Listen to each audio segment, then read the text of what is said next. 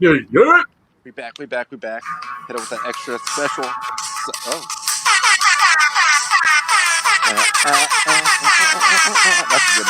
That's a good one. Love this song. Give me a little more of that. Just give me like 10 more seconds. Oh yeah, I just turned it off. That was perfect timing. Well, there's a little bit of a lag.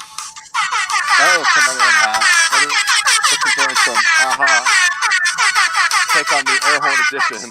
I feel like some horn.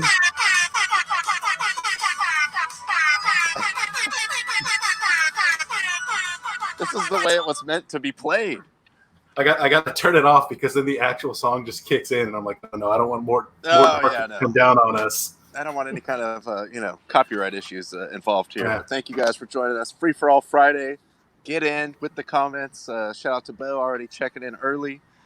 Yep. Man, that new Facebook view on the computer is like super weird. It just doesn't catch up, but I was able to get it going in time. So whatever. I still have to play around with that. But thank you guys. Looking forward to a nice weekend in sports for the most part. Again, positive news. Baseball seems to be chugging along. Obviously, we've got golf. We've got NASCAR coming up. They're in the Poconos. We got UFC, little UFC event going on. Callan checking in as well. Callan, shout out. Nice job this week. Hopefully the shoulder is on the mend. And Premier League's back. West Ham doesn't play till Wednesday, but they're really having an interesting time right now. I thought I wanted the pain back, and then the pain came back, and now I don't want it anymore. Yeah, no, that lasted. There was a fondness for it before it came back, and I was like, oh, yeah, this. Yeah. And also, I guess good and bad. Going to play Chelsea, which is bad. Definitely bad. The only silver lining is that my guy Pulisic, a.k.a. American Messi, is balling out right now. Didn't he have that game-winning goal against City? He's 2 for 2 in 2 games back, and he really could have had a second one in the City game that was saved off the line. It was a pretty close call, a nice play by the guy. The Baron was texting me about it, and I had not even. He told me that he scored because I was at work during the time, and then the second one, I saw the clip later, and again, just an awesome run. There's no other American players that we have right now with that kind of ability. So I am a little satisfied to see that. I know for one, he leads the Premier League in goals scored by any player under 21 this year. Where at the beginning of the season, there was some, dug-in or hardcore Chelsea fans that were like, oh, this is a gimmick because we got the American guy, whatever. He won't be able to make the team. But obviously, he's boys with Lampard. Lampard has, come to trust him. And I think Chelsea's going to be a lot of, much improved next year, I should say, with some of the additions they made to the team. So I'm excited to see that. Yeah, and Timo Werner, that'll help him.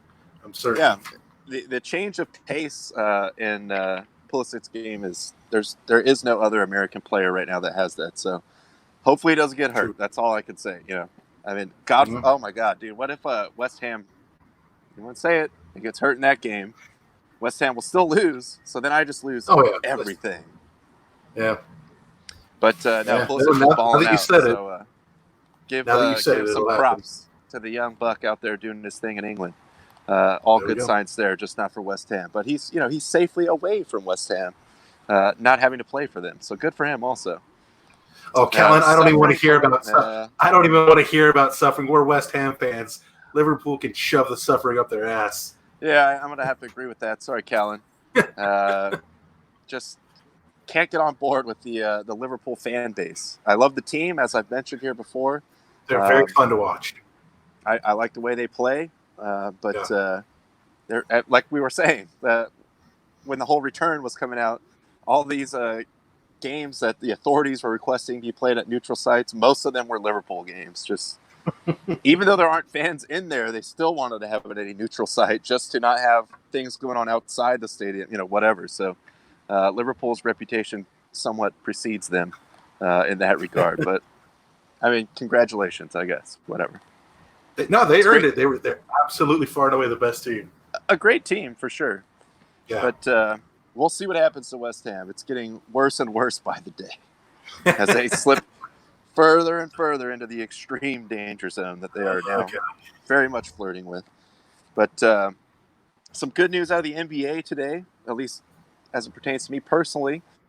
Schedule came out. Looks like the first day is going to be the 30th, which is my birthday. Woo woo. And there will be a Lakers-Clippers game, played in some kind of blimp hangar or wherever they're doing these games. But I'll still watch it. I'm excited. Yeah, it's so on the 30th they're having I think it's Jazz Pelicans is the first game, and then Lakers Clippers is the kind of the headliner. Then starting the next day, they're going to have kind of more teams playing. I saw they're going to have a maximum of 7 games per day. They could start as early as 12 o'clock Eastern, 9 o'clock Pacific, so that's pretty dope for us. Running until, I think the latest tip-off they said was 9 p.m. Eastern, so 6 for us. So, I mean, those full days of NBA, that's pretty sweet scheduling. Well, and that first game is it's the Jazz, and who are they playing? Pelicans. And the Pelicans. Okay, so we got Zion on TV, baby. Yep. But really, the thing I'm thinking of, so in some kind of bizarre twist of fate, guess who's back in the first game? Rudy Gobert, baby. Are they going to make him play in some kind of,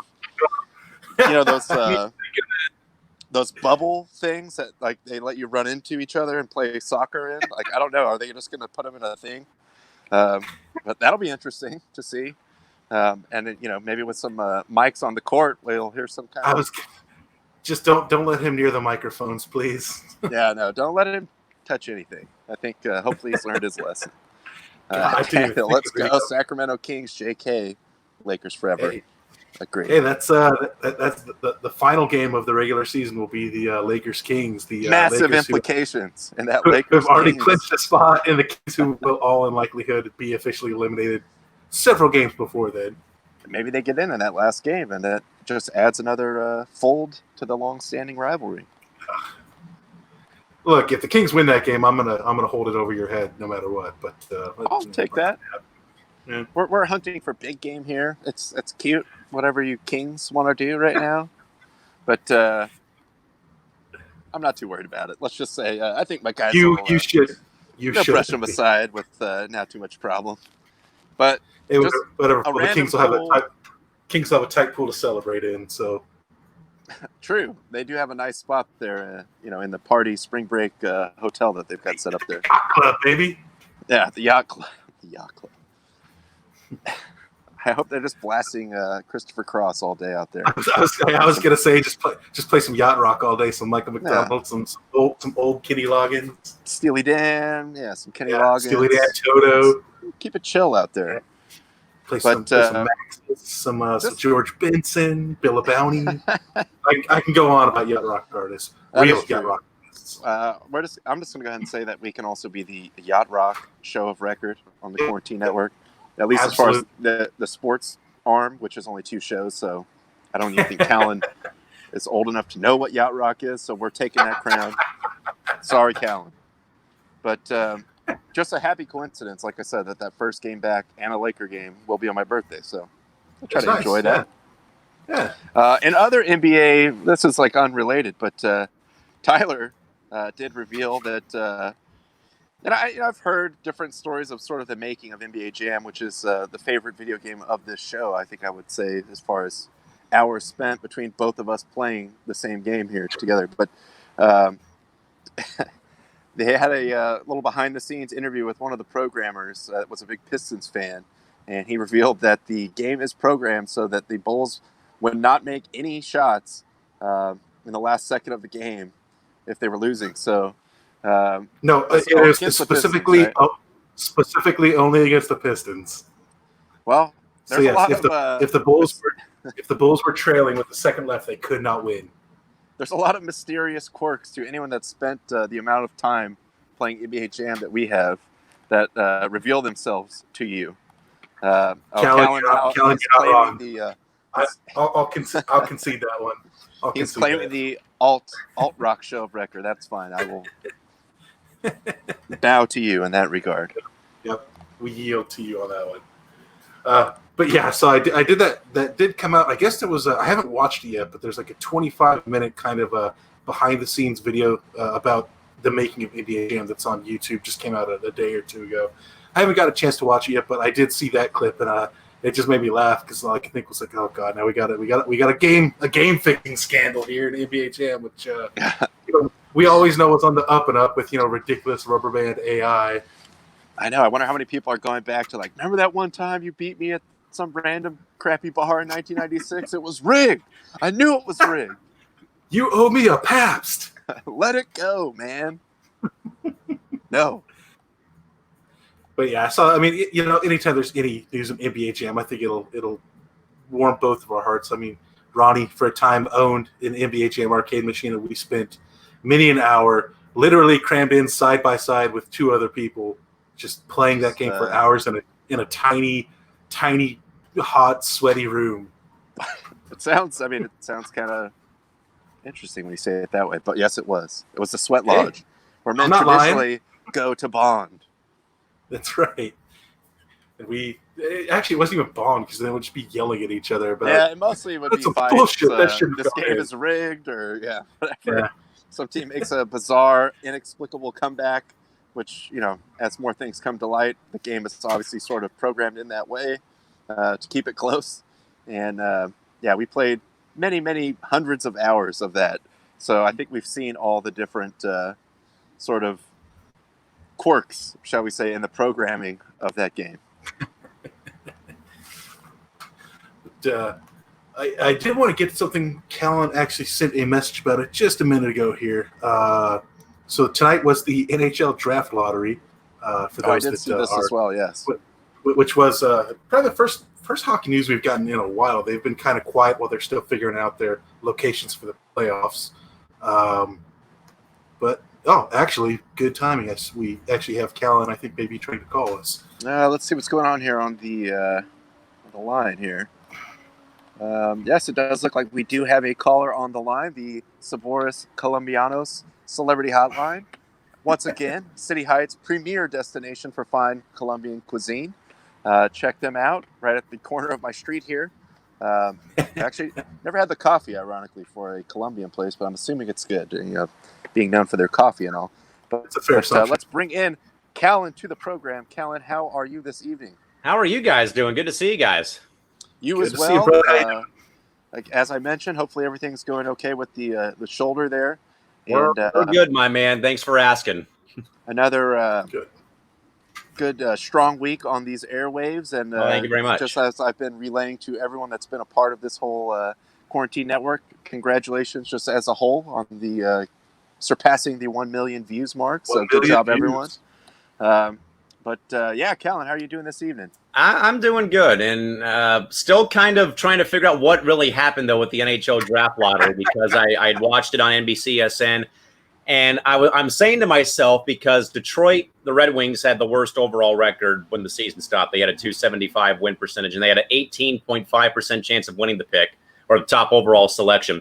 And then the Ottawa Senators had the second best. They had another pick by virtue of an offseason trade with San Jose. And I'm thinking, well, if it's not Detroit, it's going to be Ottawa.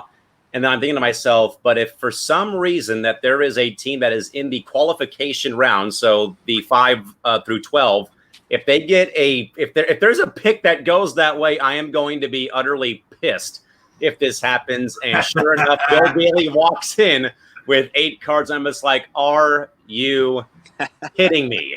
So we don't know who it's going to be. What I can relay is that there's going to be another draft lottery process for this now that we're in a phase 2 of the lottery, because there is an unknown team.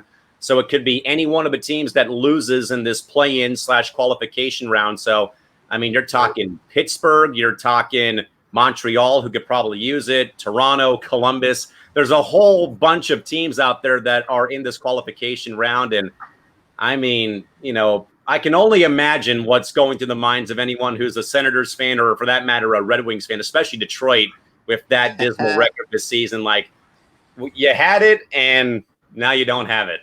Well, when it comes to the Red Wings having bad luck, I really don't feel bad about that. So, sorry, Tyler. Not to we were talking about I was going to say the same thing. As we were talking before the show was, I mean, we're all Ducks fans. You're a Ducks fan as well here. Like, I don't feel bad for the Red Wings. It's a shitty situation that happened to them. I don't feel bad for the Red Wings particularly, but it is just kind of like, it's ridiculous that at best, a team that got 50% of its possible points in Montreal will have the number one pick. Now, admittedly, they're not a good team. They're very streaky, very up and down. But let's just say if this is a real possibility because teams have been off for how long now? They could go in there, get hot, and win 3 games against Pittsburgh. Now, Pittsburgh, who got 62.3% of their points, gets the number one pick. That would be insane. Please, no. No. I mean, and honestly, I kind of think it kind of comes with the territory because I think that the NHL tried their best to kind of keep the lottery somewhat among where it usually would be if the season was finished out. But, I mean, you're right, though. I mean, what actually happens if there is a team that gets hot, gets through the qualification, gets through all the way to the final and wins the thing, and, oh, by the way, you have the number one overall draft. Now, the only thing, though, that I think should be noted, though, is the teams that are going to be in this phase 2 draft lotteries, they're calling it, where they will, in fact, draw the losers of the qualification round for the top overall pick. They all have the same odds. They all have 12.5% chance of winning it.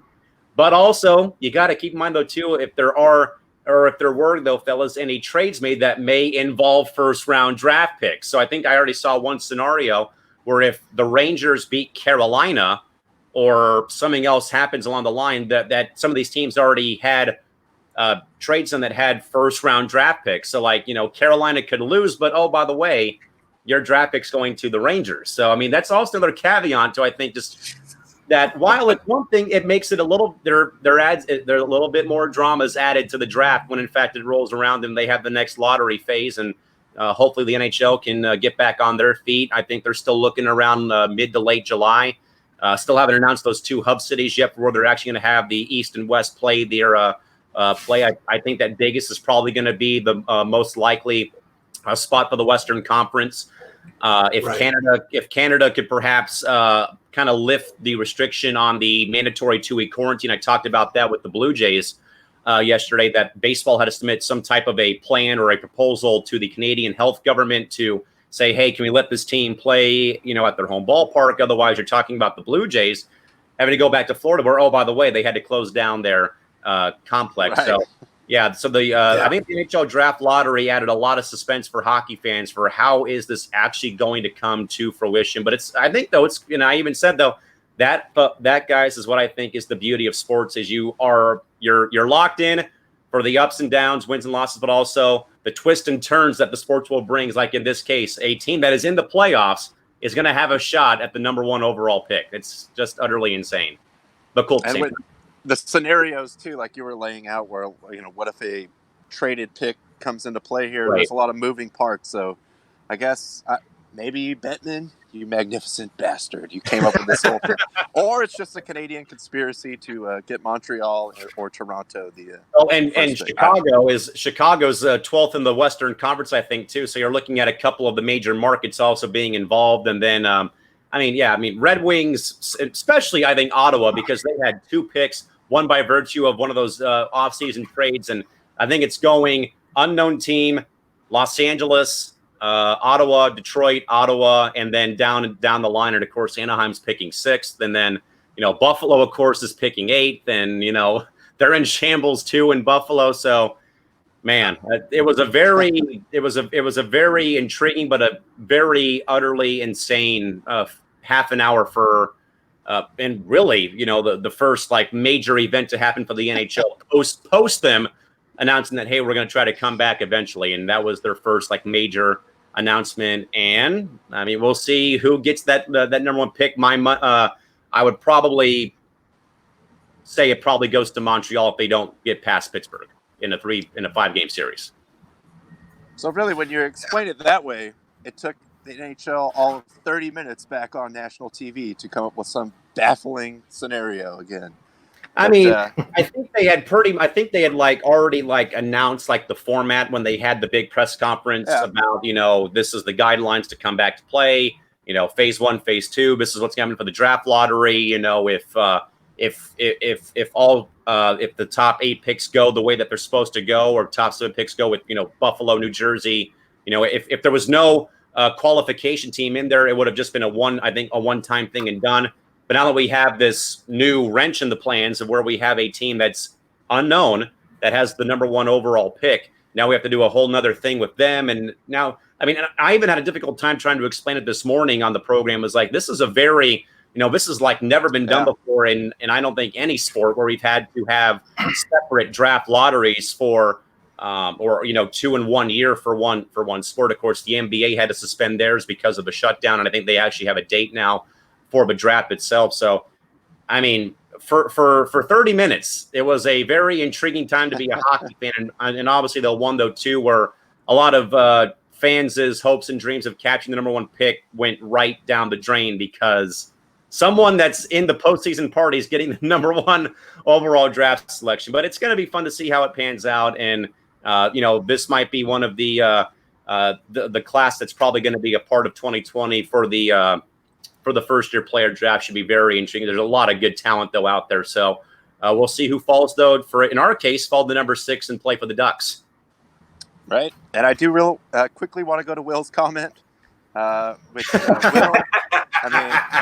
from your lips to God's ears, but in case, if you're not sure whether or not I agree with you. The answer is yes, you son of a bitch. The nature boy said it all right there. Yes. So, oh, yes. I see you, buddy. I'm right there with you, man. That's great. Oh, man. That's where we're at with hockey. Yeah, so the whole thing is just so weird especially because, the picks, 8 through 15 fell exactly as, a no team. And then all of a sudden you get this last one that has, I think it was anywhere between a 1% and 6% chance of being the number 1 overall pick. And a no team gets that. It's just, it's just like, are we getting like another frozen envelope scandal? Are we talking? Yes, it's a Knicks type situation. Yes. Yeah. Whatever you believe, I just think though that it was. Call it what you want. If it's like a conspiracy theory or if it's whatever it is, but again, I think though that it did add a bit of another layer to what the draft lottery is for the NBA or the NHL, where they don't do it like the NFL. They take the worst records and they go from there, where they actually have like a lottery system in place and things like that.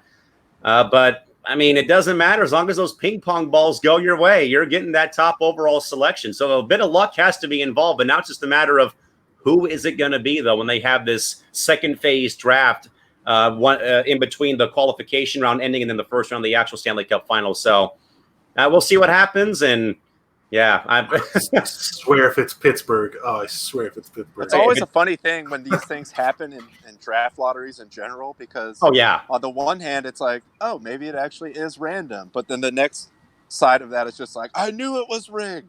Fans of all the other teams that just got taken out. So it's all, sports fans are always going to be crazy like that. But these things do happen from time to time. So, just the way they bounce out of that hopper or whatever.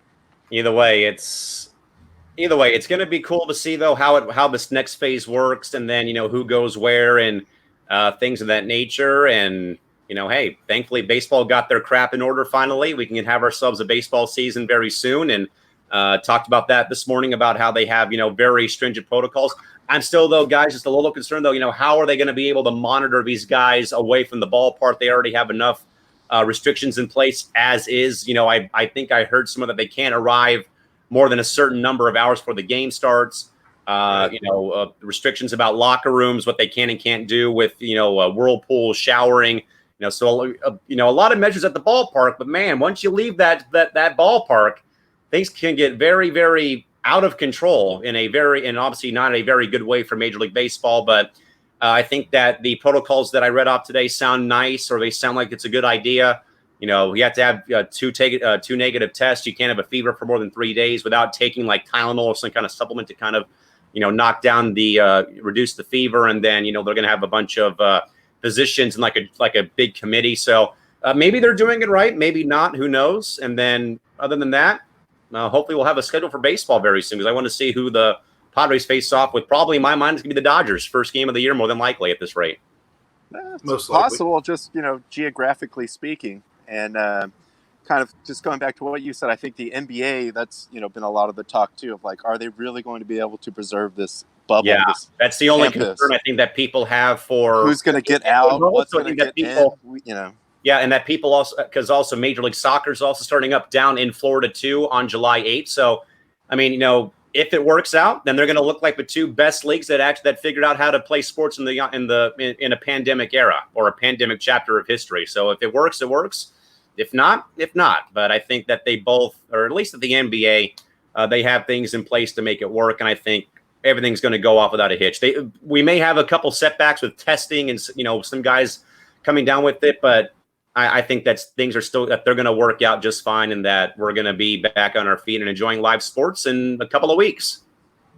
I just can't wait to hear if down in the NBA bubble, if somebody gives a call to that 1-900 snitch line, and all of a sudden Kawhi Leonard's been ratted out as going outside boundaries. Yeah, it's just going to be a bunch of prank calls. Is there going to be like an NBA 2-on-1 to like report someone for like doing things that are not allowed under protocol? I mean, they do have hopefully some feathers that does in fact happen. Yeah, they have that snitch line. I mean, I think it's just maybe it's gamesmanship. Try to get the other team's star player in trouble before your game. See what happens. Big game coming up tomorrow night. I'm going to say I saw this guy outside, doing something he shouldn't have been doing. Make a false report about it. Yeah, exactly. I don't know if that's a line where you have to identify yourself as the caller. If you can remain anonymous, that might change if people try to call it and snitch on people. Yeah, I don't think there's a $10,000 reward either for staying anonymous to report crime at the NBA bubble. So I wouldn't. No.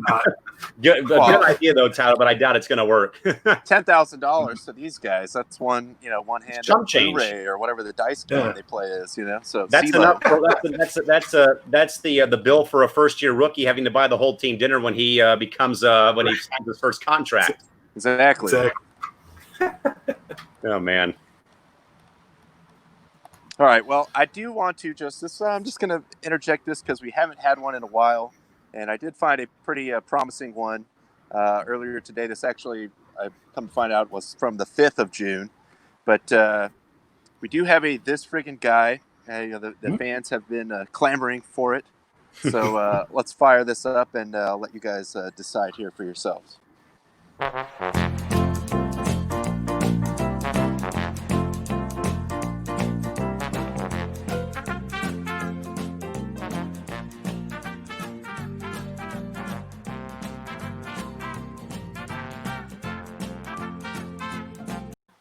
So what we have there, ladies and gentlemen, is one Mr. Jesse Dearman of Monroe, Louisiana.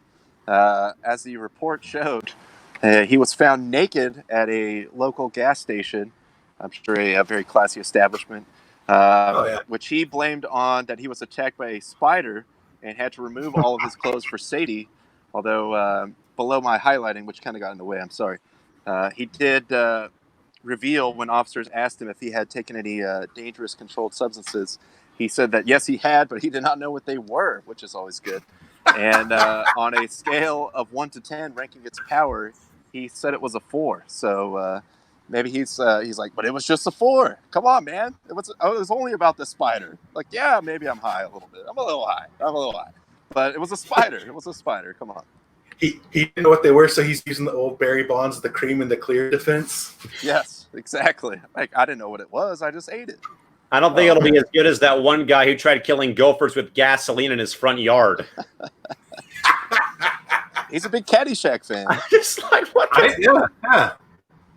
Bro, it's like, come on now. I mean, and I think some of the funniest surveillance camera videos or fails I've seen has been people at gas stations, whether they have driven off with the gas pump still in their car, or like they saw a fly or a bee or a spider in this guy's case, and they just happen to set the whole thing ablaze. But man, but still, it's like, this guy was more responsible than he saw. He saw a spider. Absolutely. He took his clothes off. He didn't light anything on fire.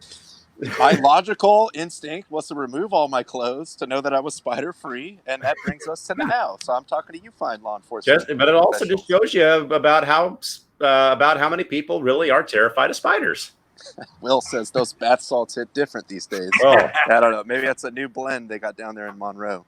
And the trees coming in. Should have said it was a murder hornet. Probably. murder hornet.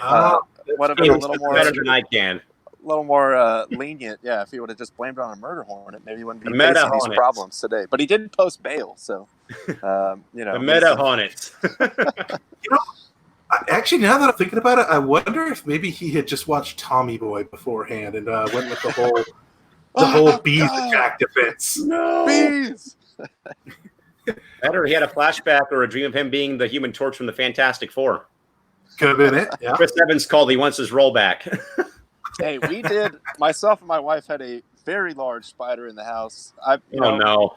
I'm just gonna say, full disclosure, my wife hates spiders, and I've been, summoned to these spider executions before, and then I show Performing up. your husbandly duties. Oh, It's- gee. and then I show up, and it's not quite, okay, just like whack it with the flip flop or something. This was a large spider. It was pretty big. This was not something that I've seen inside my house before, so. Oh, my goodness. Had to get the vacuum out, and as I was telling Tyler, it wasn't in a spot where you could easily smack it with something without, potentially losing it. So got the vacuum, sucked it up with the tube. And Genius. that thing it hit hard. Like when it hit the tube, it was like, it sounded like I sucked up a hummingbird or something. Oh, my So gosh. it was a pretty substantial spider. Even I'll say, it's like I'm not a big spider hater. I don't prefer to hang out with them, but as far as I'm concerned, they eat a lot of bugs. I don't know if they eat mosquitoes, but the smaller bugs are more annoying than spiders. They usually just want to be left alone. So, Ron, thankfully, because as you know, me and some of my friends have gone to the Forest Ranch hockey rink, and we've been playing over the past couple of weeks and doing and we're adhering by social distancing on the bench and all the other COVID protocol. But man, if you're there like we usually are, we get there around 6 to play in the unsanctioned pickup games that go on there. And if you're not out of there by 8:15, those mosquitoes are coming after you. I had my mom go to Walmart yesterday, and she brought back 3 bottles of Off. So I'm like, okay, we are going to kill these guys when we get back out there over the weekend. So I doused myself in this. We are I've good never to go put on when that this happens, much man. of But this spray geez, before. Tonight I set the record tonight. it was bad. I mean, we didn't know about it until after the first day we'd gone out there, because I think we were there 2 days, 2 days in a row, 3 days in a row out there at Forest Ranch. And man, when that sun goes down and the game ends, they just come out of the woodwork. It is crazy. Just when everyone's smelling nice and ripe, they have no problem finding you, and you got a nice lather going. Ronnie, you should plug Thermacell right now, since I uses that for his. Thermacell is a great product. Right now I need to get another tank for the butane here, so I'm efforting that. Keep it on the bench. Yeah, I know. You can run this thing. It gives you like a 20-foot, mosquito bubble, allegedly. But I do want to mention, and this is, pretty selfish on my part, just because I made this sweet intro for it. We got some fights going on this weekend, and I do want to give some time here to the fight doctor. Let's do it. Mr. Tyler Work. Ladies and gentlemen, This is the main event of the evening. the heavyweight champion of the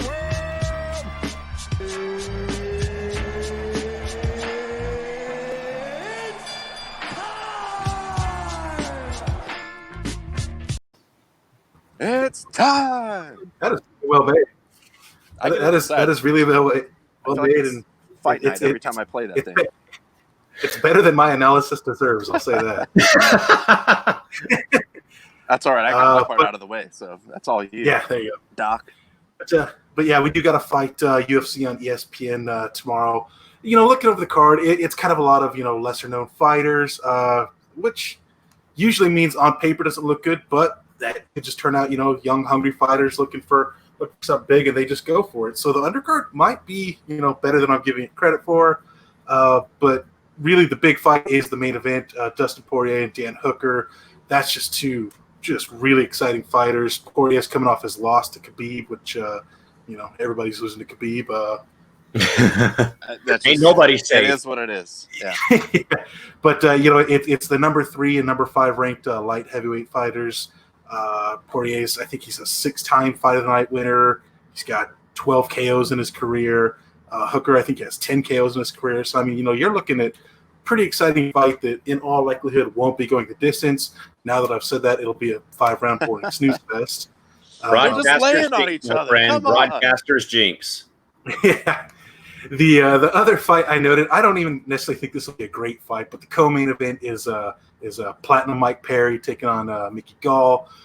Mike Perry, who's best known for kind of becoming a meme after his first UFC fight during the weigh-ins when he shouted at his opponent and yelled in his face. Mickey Gall, best known as the guy that was CM Punk's first opponent and kind of wiped the floor with him. I mean, I think Perry will win it. He doesn't have the best record in the UFC, but he's fought some good fighters. Mickey Gall's kind of fought a bunch of cans. He's only fought one good fighter, which was Diego Sanchez, and Diego wiped the floor with him, which, nothing wrong with that. Diego's a great fighter. But, again, on paper, it's not the best looking card, but I'll definitely be watching it. I would definitely recommend checking out the main event. Ronnie, you seem distracted. Oh, no, sorry. Actually, Marcy. Shout out to Marcy also. 1 million views. Nice. Is here visiting, and she was like, "Are you guys going past 8 o'clock now? We have a little bit extra time on Friday, so we just kind of hang out, and just if we got something going, like the Fight Doctor, please, Fight Doctor checking in." Which also, circling back to that, another thing that Tyler did mention is, I believe this is the last fight before the Fight Island. Is it going to be 251 next week, or is it? I think they're taking a week. I think this is the last fight before Fight Island. I think they're taking a week off to, Dana's going to make those travels and all those kinds of arrangements. But so yeah, I think it's this week. Next week they're off, and the week after it's 251. So we will see. Even though we've already seen what actually Fight Island came out to be, but This is still, Dana said he was going to do it, and he did it. He got us on a technicality. Should have seen it coming. Like I said, the main event this weekend should be fun. The undercards might surprise, so we'll see. We definitely have more details on it come Monday. I like the way that UFC has just embraced. I mean, especially now they've got the ESPN deal, and they're leveraging that, especially when there's not a lot of sports going on. So, kind of a cool thing to see some of the guys that are on the roster that you don't usually get to see get this kind of exposure. Being in the only event that's on a weekend or something like that. And they're pretty much just hammering them, one weekend after another. Fight nights, ESPN, there's Fight Night and there's UFC on ESPN, which is essentially the same. But, it's the same difference. Yeah. All right, well, I don't know. I didn't really have any stories. Ronnie, do you have anything else you want to talk about today? Or Callan, you have anything else you want to talk about? Not much. I mean, because when I was on, of course, the NBA didn't release their schedule, and if we could circle back for a bit though, but I think a lot of people probably are going to be keeping an eye on this about how they actually make this work though. I think though the only good thing though about this is that it looks like majority of the games are going to be on national television, with the exception of maybe a couple. I think that's probably a good thing to do, and also more than anything else, though, is I had talked about it a little bit on a separate stream I was on, though, about teams in general in the NBA playoffs. Because I think, though, that probably the Lakers, Milwaukee, the Clippers are the top three, but it's probably them versus the field. And I have said that Portland could be a dark horse because of Damian Lillard and his track record in the postseason. There's also a lot of other intriguing teams like Denver and Utah and teams like that of that nature. And I just think, guys, that I think that the NBA is going to make this work, though. And I think that it's going to be, obviously it's different, though, I think, to have like the 8 games before they play like the actual postseason. I think it is kind of only fair to get that going.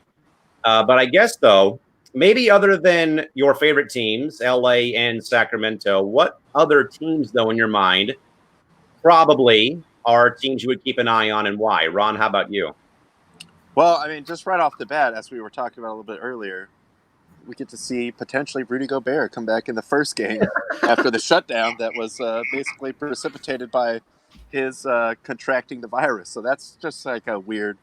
I mean, the Jazz are a good team too, with Mitchell Definitely. and Gobert's definitely a talented player. He's just kind of, well, no, definitely not the most forward-thinking person now that we've seen, with some hindsight. But there's dangerous teams out there. I think the idea of that 8, regular season games, for one, the implications for the regional sports networks to fulfill their obligation there, and then it's kind of an extended, I wouldn't say training camp, but ramp back up into meaningful games before you can't just like jump right into the playoffs. So as far as the top teams are pretty much sort of slotted in there where they're going to be, but I'm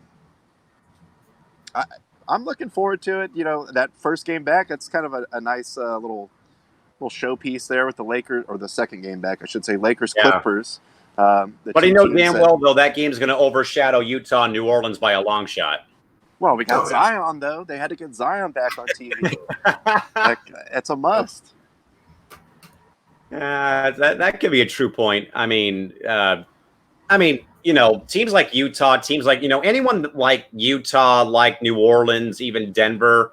And I even said Milwaukee as well, because those are kind of like teams I feel like that have maybe one superstar player. Like for instance, I said this about Milwaukee. They've got maybe one superstar in Giannis and a bunch of like NBA vets who have just happened to go there and like resurrect their careers. Chris Middleton, Eric Bledsoe, the Lopez brothers, and other teams like that. And I mean, this is going to be fun to see how they actually make this thing work. And, everyone's got, a couple of, tough games, maybe some games that they'll probably, win pretty handily or whatnot going on. But hey, this is going to be fun to see how this actually comes out of it. And again, I just hope that nothing worse comes out of this ordeal, and anything else like that. But again, Jazz, Pelicans, Clippers, Lakers first game, and then I guess kind of going back over to baseball. I mean, I think that this year is going to. I mean, we already know that sports are going to be interesting, but with baseball though, Ron and Tyler, I think that they did the right thing though in regards to the geographical alignment, or with the kind of like a bubble system where you're only playing teams in your division. AOS, NOS. I had that graphic up all show yesterday, and I think that despite that baseball couldn't get their head out of the sand, I think they actually they actually made this work in some capacity. And I guess, what do you guys think about this? Because I think it'll be cool to kind of see that it's going to be, obviously the emphasis on the divisional play, but still you get all 5 of the teams from the American League AOS coming to town this year. I like that. First of all, sorry, go ahead, Tyler. Oh, no, all I would say was, first of all, I'm glad that you finally gave respect to Oakland and put them up on the graphic after that first we did a couple days ago. No, I do think it's probably the best way to kind of do everything to minimize the travel. Obviously, obviously the biggest thing is still the players' health. If you can minimize the chance of them getting COVID while still being able to have the season, I'm all for that plan. The Dodgers and Angels play every year. The Padres play the Mariners every year. That classic rivalry. The Vetter Cup. Yeah, the Vetter Cup. Yes, but I mean, it is one of those things where it's like every 3 years this happens. So it's not like this is some rare thing where the AL West and the West play just with the rotating interleague schedule, they do play each other every 3 years. But so it's not like a huge thing. Obviously, it's just different that this year there's more importance on it, being that it's 1/3 of your schedule is against the opposing leagues counterparts. So it'll be a little weird, but I don't know. It's just another season, another. Well, weird and I season. think also I will give credit to Callan. I agree with your point that a sort of ongoing meeting of the Angels and the Padres would be cool, because I would say if there's any crossover sort of in this area, it's definitely. I mean, there's Dodger fans kind of everywhere, but both of the fans of those teams hate the Dodgers, so. Down here and then to the Inland Empire, there's a lot of Angel fans. I think that makes a lot of sense. It's a pretty short hop. You could even just take the train right to Angel Stadium. So that's kind of cool to see that happening. My main thing for both basketball and baseball is it's going to happen, and I just want to see what they're going to do when the first player or two contracts the virus. Like, what is going to be their contingency there?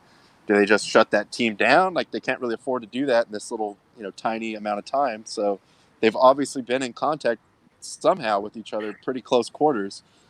So that is going to be something to kind of, navigate with some kind of discretion, because I don't know how it's going to happen. Like, it's just statistically someone is going to get it. They may even be asymptomatic, but these guys are going to be getting tested.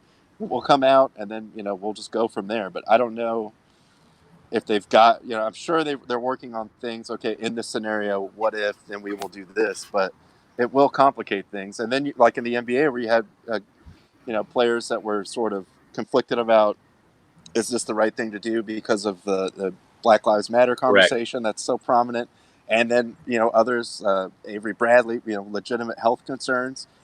When one of these cases comes out, how many other players are going to flip to that? Like, oh yeah, well, I always thought it wasn't that safe, and now I'm out. Like, they're going to have to deal with some of this stuff. It's going to be weird. Yeah, and I think it was good though for baseball to come out and like thoroughly explain the protocols in place with the testing every other day, temperature screening, symptom checks, and then the whole thing about what to do.